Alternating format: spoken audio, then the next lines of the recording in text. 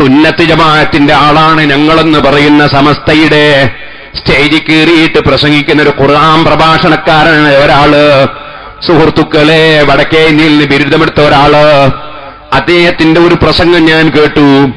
ആ പ്രസംഗത്തിൽ അദ്ദേഹം പറയുന്നു, അലി ഇബ്നു അബീ താലിബിനാണ് സിദ്ദീഖുൽ അക്ബർ റളിയല്ലാഹു അൻഹുവിനേക്കാൾ ബഹുമാനം, ഉമർ ഇബ്നു ഖത്താബിനേക്കാൾ ബഹുമാനം അലി ഇബ്നു അബീ താലിബിനാണെന്ന് പറയുന്നു.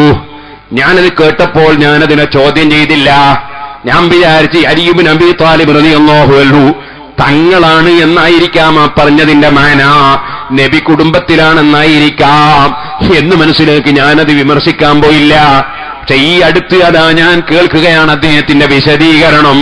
ഒരാൾ ചോദിക്കുന്നു, നിങ്ങൾ ആ പ്രഭാഷണം ഷിയാ വിശ്വാസമാണെന്ന് വിമർശനമുണ്ടല്ലോ. അപ്പൊ അദ്ദേഹം പറയാണ്, അത് ഷിയാ വിശ്വാസമൊന്നുമല്ല, ഞാൻ ഉറച്ചു നിൽക്കുകയാണ്, സിദ്ദീഖുൽ അക്ബറിനേക്കാൾ ബഹുമാനം അലി ഇബ്നു അബീ താലിബിനാണ്. ചോദിക്കട്ടെ, അത് ഏത് സുന്നത്ത് ജമാഅത്താണ്, ഏത് സമസ്തയാണ്? അല്ല കേട്ടോ, അലി ഇബ്നു അബീ താലിബ് തങ്ങൾ വലിയ ബഹുമാനമുള്ള മഹാനാണ്, അതിൽ മുസ്ലിമീങ്ങൾക്ക് തർക്കമില്ല. പക്ഷേ അലി ഇബ്നു അബീ താലിബ് റളിയല്ലാഹു അൻഹു പറയുന്നു, ഏറ്റവും ബഹുമാനമുള്ള ആള് ഞാനല്ല.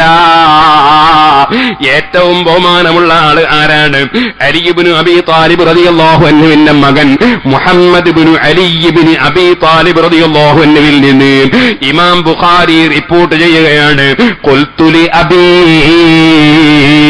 ഞാൻ എന്റെ ബാപ്പ അലി ഇബ്നു അബീ താലിബ് റളിയല്ലാഹു അൻഹുവിനോട് ചോദിച്ചു, അയ്യുന്നാസി ഖൈറുൻ അയ്യുന്നാസി ഖൈർ ബഅദ നബി അലൈഹി സ്വലാത്തു വസ്സലാം, അല്ലാഹുവിന്റെ റസൂൽ കഴിഞ്ഞാൽ പിന്നെ ഏറ്റവും ബഹുമാനമുള്ള ആള് ആരാണ്?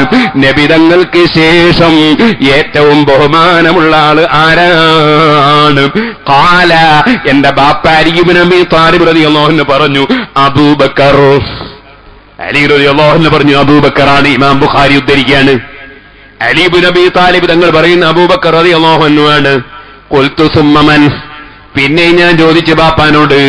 മുഹമ്മദ് ഇബ്നുൽ ഹനഫിയ്യ റളിയല്ലാഹു അൻഹു പറയാണ്, ഞാൻ ബാപ്പാനോട് വീണ്ടും ചോദിച്ചു, സുമ്മ മൻ, പിന്നെ ആരാണ്? ഖാല ഉമർ, ഉമർ ഇബ്നുൽ ഖത്താബാണ്.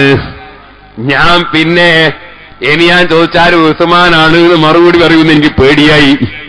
അതുകൊണ്ട് ഞാൻ ബാപ്പാനോട് അങ്ങോട്ട് ചോദിച്ചു, ഖശീതു അൻ യഖൂല ഉസ്മാൻ, അടുത്ത ചോദ്യത്തിന് ഉസ്മാൻ എന്ന് മറുപടി പറയുമെന്ന് പേടിച്ചിട്ട് ഞാൻ അങ്ങോട്ട് ചോദിച്ചു, അതേ സുമ്മ അന്ത, പിന്നെ നിങ്ങളല്ലേ?